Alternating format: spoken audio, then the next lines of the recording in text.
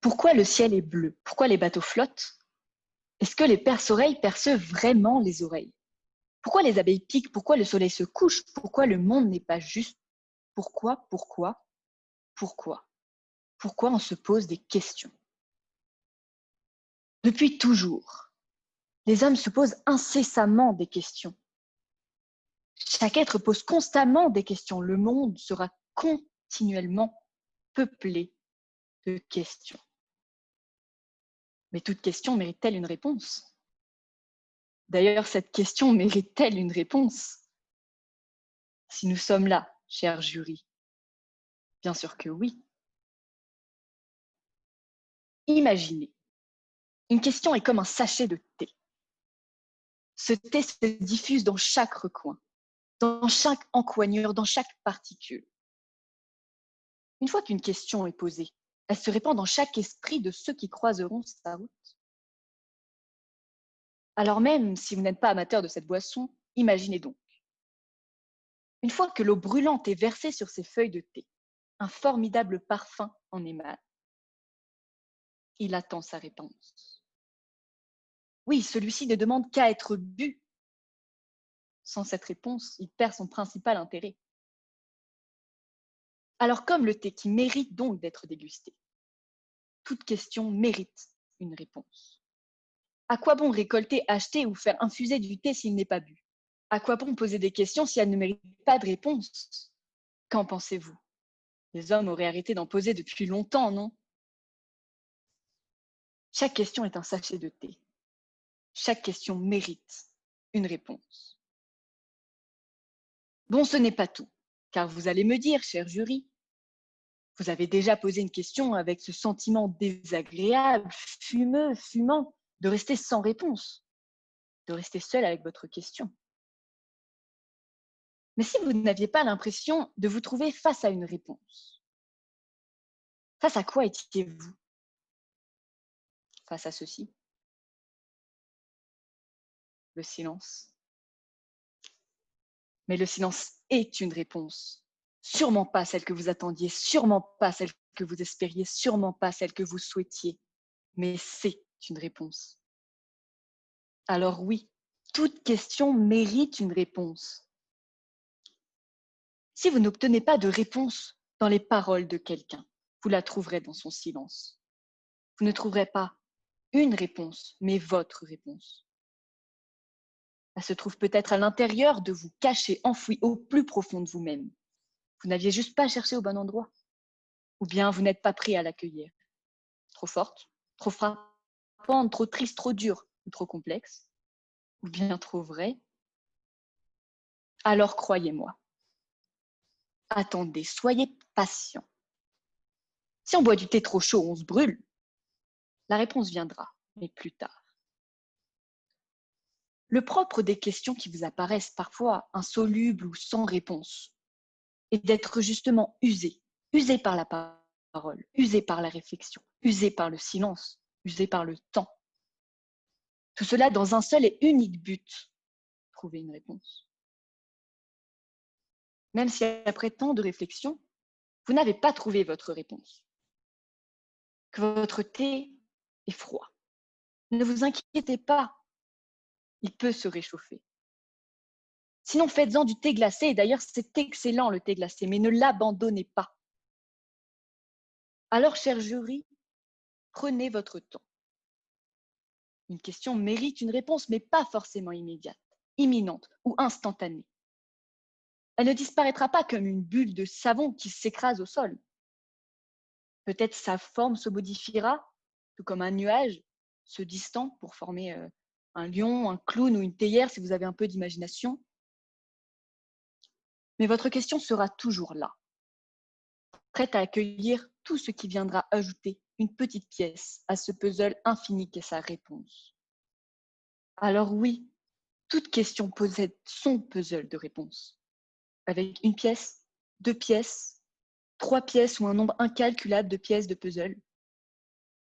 Peut-être qu'on ne les assemblera jamais toutes, mais toute question mérite son puzzle. Toute question mérite sa réponse. Toute question mérite-t-elle réponse? Cette question a une réponse. Et selon moi, elle est négative. Edmund Freud a dit, après 30 ans à étudier la psychologie féminine, je n'ai toujours pas trouvé de réponse à la grande question: que veulent-elles au juste? C'est un exemple parfait de question qui ne possède pas forcément de réponse. Et il va de soi que tous nos questionnements n'ont pas de solution. Je suis très bien placée pour vous en parler. En effet, je suis ce genre de personne qui s'interroge 30 000 fois par jour et je ne sais pas répondre à tous ces questionnements. Mais cela m'empêche-t-il de vivre? Absolument pas. Au contraire, il faut s'en poser des questions afin de découvrir le monde, de vivre des aventures, d'avancer, de grandir. C'est nécessaire.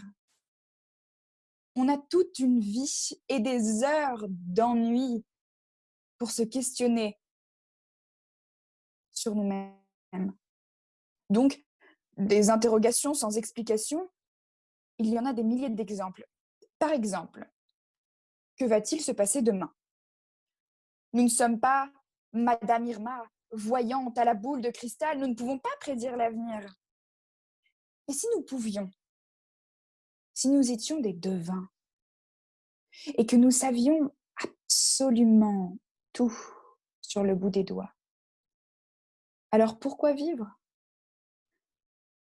Les humains cherchent sans cesse à étendre leur savoir, à étendre leurs connaissances qui peuvent être nécessaires pour réaliser leurs rêves. Alors, j'ai une question pour vous. Si vous saviez, seconde après seconde, de quoi est faite votre journée de demain, auriez-vous envie de la vivre? Si vous connaissiez les circonstances exactes et la date de votre mort, auriez-vous envie de continuer à vivre? Je ne pense pas. Certes, sans réponse, on avance dans le noir. Mais y a-t-il plus excitant que d'avancer dans ce tunnel sombre en cherchant la fin? Selon Charlie Chaplin, dans le désarroi du chagrin, il est vain de chercher une réponse à ces questions. La raison de notre colère ou de notre tristesse, de nos émotions, quelles qu'elles soient, peut être cette absence de réponse. Il arrive qu'on se demande quelle est notre valeur. Je me suis déjà demandé, mais qu'est-ce que je vaux?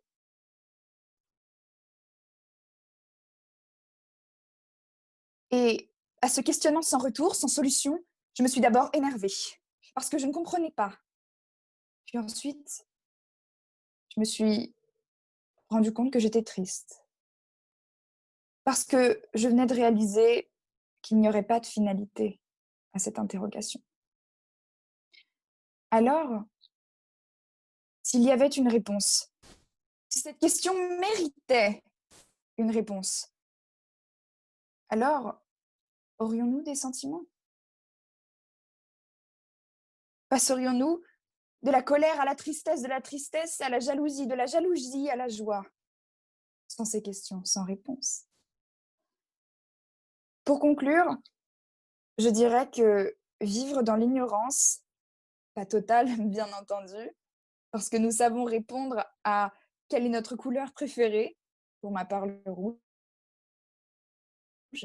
Donc, vivre dans l'ignorance est une chance que peu savent remarquer,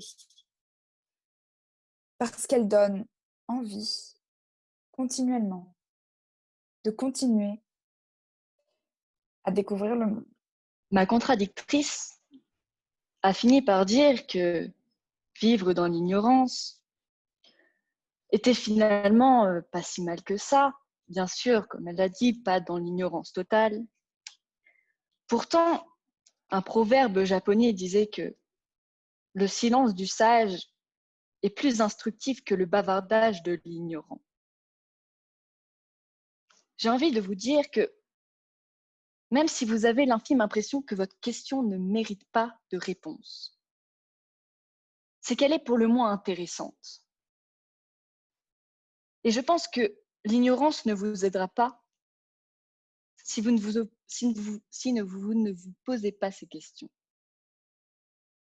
En effet, les questions auxquelles on répond par oui ou par non sont rarement captivantes. Ma contradictrice a surtout répondu à la question « Connaît-on les réponses ? Connaît-on toutes les réponses ?» À ça, je dirais bien évidemment non, on ne connaît pas toutes les réponses et heureusement qu'on ne connaît pas toutes les réponses. Mais par contre, toute question mérite une réponse, même si ce n'est pas vous qui l'apportez. Mais même, une question ne mérite pas une réponse, mais des réponses. Car évidemment, à part 2 et 2 font 4, la plupart des questions n'ont pas qu'une réponse. En vous posant n'importe quelle question, je n'obtiendrai pas une réponse, mais une infinité de réponses diverses. Une infinité de réponses propres à chaque individu qui aura fait infuser en lui cette interrogation. Alors, quand vous dites que vous n'obtenez pas de réponse, souvent, c'est que vous avez récolté le silence. Mais les mots qu'on n'a pas prononcés sont les fleurs du silence, comme disait un proverbe, encore une fois, japonais. Et le silence est souvent bien plus éloquent que le langage. En effet, je suis tout à fait d'accord avec vous. Le silence est une réponse. Et certaines questions méritent une réponse. Mais toutes les questions n'en méritent pas. Parce qu'on en oublie souvent l'opinion des gens, qui est diverse. Tout le monde a son opinion. Par exemple, sur l'existence de Dieu, certains vous diront que oui, Dieu est la réponse à toutes les questions. Certains vous diront que non, Dieu n'existe pas, ou ils croiront en un autre Dieu que vous. Et si on commence à exprimer ses opinions, ses réponses à ces questions, elles vont rentrer en contradiction. Et cela peut vous blesser. Il y a des questions qui, par exemple, suis-je jolie? Certains vous répondront que oui, certains vous répondront que non. Certains ont raison, certains ont tort. Mais cela dépend de mon opinion. Et cette question ne mérite pas de réponse. Parce que si quelqu'un me dit qu'il me trouve moche, je vais être blessée. Et je n'ai pas envie d'être blessée. Alors cette question ne mérite pas de réponse. Parce que chacun pense ce qu'il veut. Ça peut paraître assez contradictoire, mais nous ne devrions pas répondre aux questions qui influent les sentiments des gens. Les questions qui blessent, les questions qui rentrent en contradiction avec nos opinions ne sont pas des questions qui méritent des réponses.